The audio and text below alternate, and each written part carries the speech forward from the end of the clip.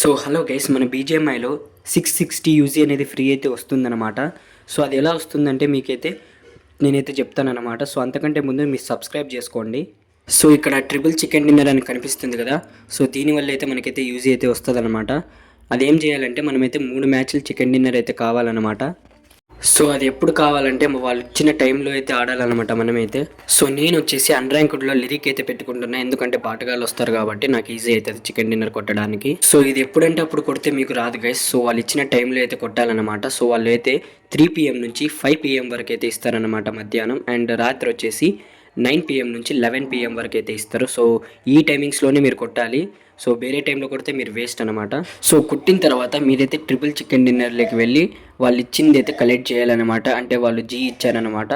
So అది collect చేస్తేనే మీరు ఎలిజిబుల్ అవుతారు. సో దాని తర్వాత మీకైతే 750 ఓచర్ అయితే వాళ్ళు నోటిఫై అయితే చేస్తారనమాట, ఒకవేళ మీరు విన్నర్ అయితే.